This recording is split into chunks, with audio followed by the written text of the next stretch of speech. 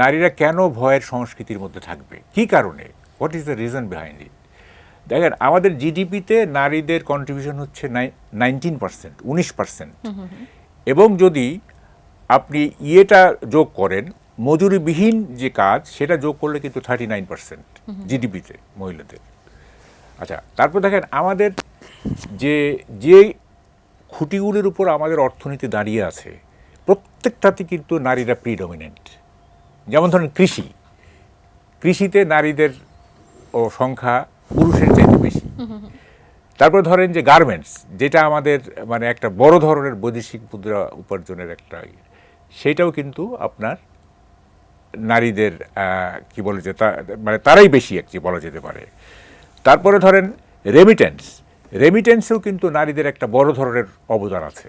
হ্যাঁ, তো ফলে এই যে আমাদের অর্থনীতিকে দাঁড় করানোর জন্য নারীদের যে ভূমিকা, সেই ভূমিকার কারণে তাদেরকে আমাদের শ্রদ্ধা করা উচিত, তাদেরকে আমাদেরকে মাথায় তুলে রাখা উচিত। হ্যাঁ, যে বায়োলজিক্যালি পুরুষের চাইতে তারা লেস স্ট্রঙ্গার, তারপরেও তারা আপনার এত কিছু করে যাচ্ছে আমাদের দেশের জন্য। হ্যাঁ, তো সেটা না করে আমরা তাদেরকে ভয়ের সংস্কৃতির মধ্যে রাখছি। এটা খুবই আনফর্চুনেট। এবং দেখেন, আমাদের দেশের এই পপুলেশনের অনুপাত কি, অলমোস্ট 50-50, অলমোস্ট, মানে এদিক সেদিক হইতে পারে, 40 এরকম আর কি।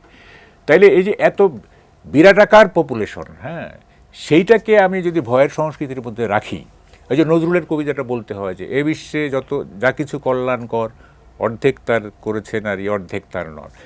তো এটা তো মানে সোসাইটিকে যদি এগিয়ে নিতে হয়, তাহলে নারীর যে ক্যাপাবিলিটি, নারীর যে সৃজনশীলতা, নারীর যে সক্ষমতা, সেইটার তো অপটিমাম ইউটিলাইজ করতে হবে। আপনি পার্শিয়াল ইউটিলাইজেশন তো করলে হবে, অপটিমাম করতে হবে। স্ট্রাইকিং ফোর্স হিসাবে, একটা ইয়াং ফোর্স হিসাবে যারা করছে, তাদেরকে তো আপনারা বাধা দিচ্ছেন না। আমরা বাধা দিচ্ছি এটার বিরুদ্ধে। সেদিন রাতে যখন হচ্ছে শাহবাগী হয়েছে, রাতে একটা প্রোগ্রাম নামানো হয়েছে, এবং যে আমাদের একজন ওখানে গিয়ে অবস্থান নিচ্ছে, তাকে বহিষ্কার করা হয়েছে, বাধা দেওয়া হচ্ছে। একটু বলছি আমি, ধরেন বেগম রোকেয়ারটা আপনি সেভাবে ফলো করেন নাই। স্বাস্থ্যকর অল টাইম ফ্যামিলি কেক, সব সময় অল টাইম হেলদি লাইফ। আপনি তো জগদীশচন্দ্র বসু, সত্যেন সেনেরটা ফলো করছেন নিশ্চয়ই।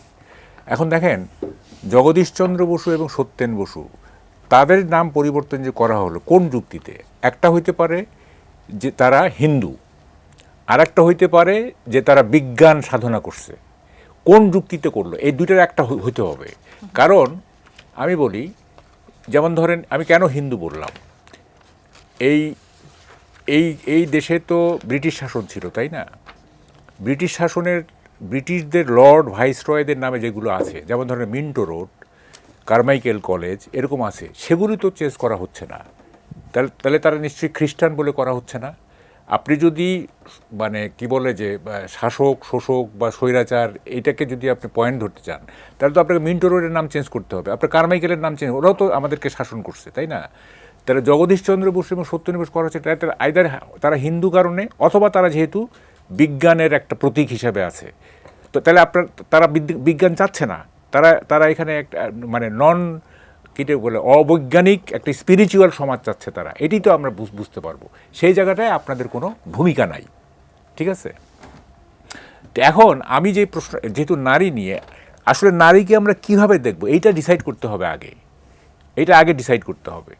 নারীকে কি আমরা পণ্য হিসেবে দেখব?